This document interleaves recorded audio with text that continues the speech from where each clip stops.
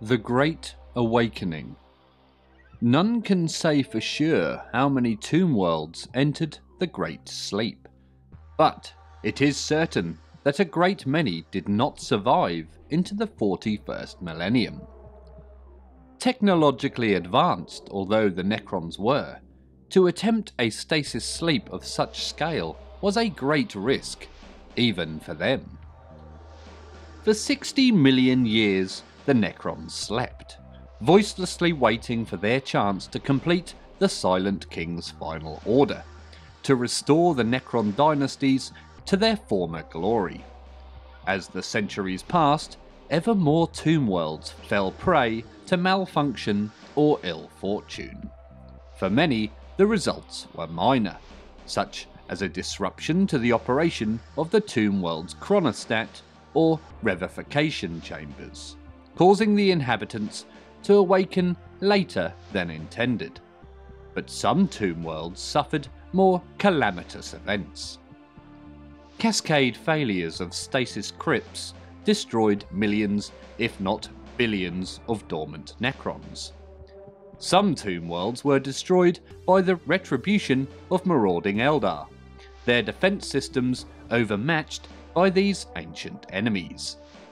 Other tomb worlds fell victim to the uncaring evolution of the galaxy itself. Tectonically unstable planets crushed Necron strongholds slumbering at their hearts, stars went supernova, consuming orbiting tomb worlds in their death throes. And everywhere, inquisitive lifeforms scrabbled and fought over the bones of the Necron territories, causing more damage in their unthinking search for knowledge than the vengeful Eldar ever could. The awakening has been far from precise, and the Necrons have not arisen as one, but in fitful starts over scattered millennia, like some Gestalt sleeper rising from a troubled dream. Errors in circuitry and protocols ensured that a revivification destined to take place in the early years of M41 actually began far earlier in a few cases, or has yet to occur at all in others. The very first tomb worlds revived to see the Great Crusade sweep across the galaxy. A handful stirred in time to see Nova Terra challenge the might of the Golden Throne, or arose at the hour in which the Apostles of the Blind King waged their terrible wars. Some have never awoken.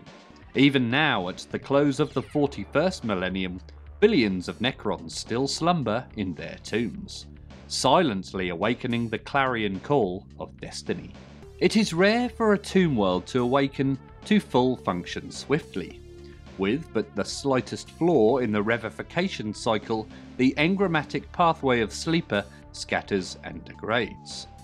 In most cases, these coalesce over time to restore identity and purpose.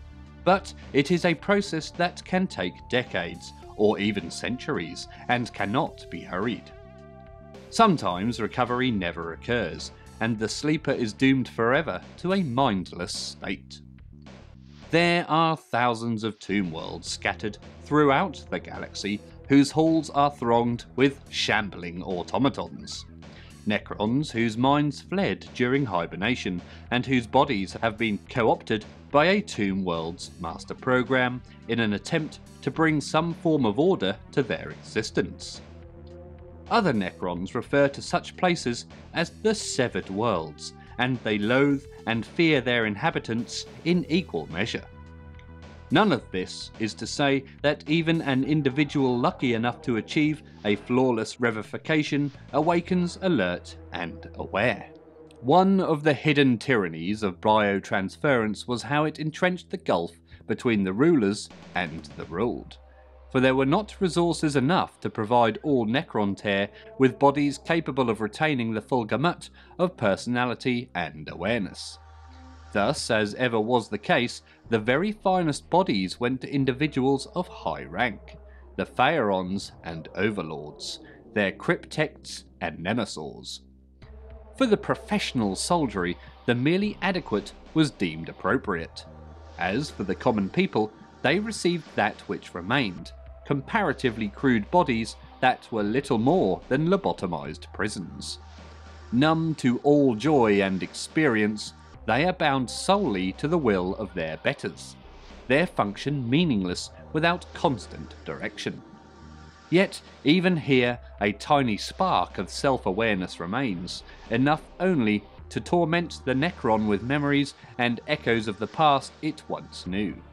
For these tortured creatures, death would be far preferable, but alas, they no longer have the wit to realise it.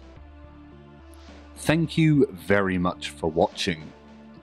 If you'd like to support the channel, then please be sure to like and subscribe, or even leave a comment. I always try my best to reply to them all. You can even now support the channel by joining the Patreon page, details of which are in the description below. Thank you again for watching, and always remember to drill your barrels.